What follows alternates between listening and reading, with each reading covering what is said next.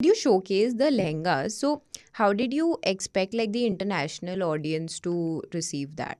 Like, So we what kind of reactions did you actually get? So honestly, I have many clients in London itself at the Hmm. moment, and This was lehengas before the showcase or after? before the showcase. Oh, so you already have. I already Ah. have few clientage in London and US, so I somehow know what kind of lehengas they prefer for their, bride as a bridesmaid or as attending some good Indian Hmm. weddings out there. So they always wanted to have a fusion, which Okay. I figured out, and that is what our signature is. Sorry to cut Yeah, you, yeah, but like, what I've seen, like, I don't know about London, but people in the US or like in Canada, right. now the version that they have of Indian outfits or Indian people and how we are living today is still like, how it used to be ages ago. So for them, like, even the makeup that they do or the lehenga that, they wear, I've seen it's like too ethnic, like maybe how an Aishwarya Rai used to look in one of her Yeah, movies back yeah, then. Okay, so they are still thinking that that is the India, like yeah. even today. I That's, feel whatever huh. you're saying is somehow true because I wanted to explore the market there. So I went to South Hall. South Hall. So the designs we used to do 10 years back, Hmm. 15 years back, the collection was similar. Yeah. And the people walking in. So I just started chatting with few of the people. They wanted to buy Indian stuff.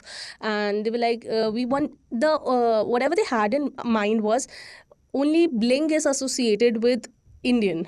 Something which is Oh, little loud, yeah. something which is purely like cholis with lehengas and proper dupatta. So that is Indian. So that is what I figured out, which is core inside London. But when we come to the contemporary market, the new Gen Z people which are coming up, they are more aware of what new things are happening in India and how it's Hmm. going global because of social media and other platforms as well.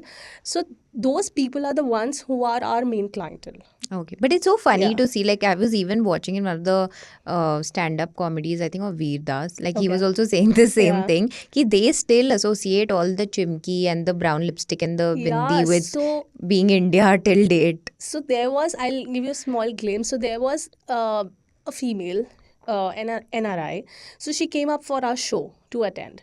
So after the show, she came to meet me and she was wearing a very bling dress along with a bindi. So Oh, she okay. said, I'm an Indian. And I'm like, okay. So she said that I'm, Huh. looking like an Indian. I dressed up like an Indian because I'm putting up a bindi. Anyway, let me come back to like your days at Pearl Academy. Tell me some fun story like that you had with your friends. So I figured out I want to get into fashion. I used to dress up my own Barbies, taking out, a lot of chunk and fabrics from my mother's wardrobe hidden and just cut it out and make new stuff. And did your mom kill you after that? You're like, what are you Not doing with really, my but she outfits? most of the time she was not aware of it. But Okay. when she used to pick out stuff from her wardrobe and it was all torn out and stuff, Oh, damn. then she figured out it's me. So I was very messed up that time.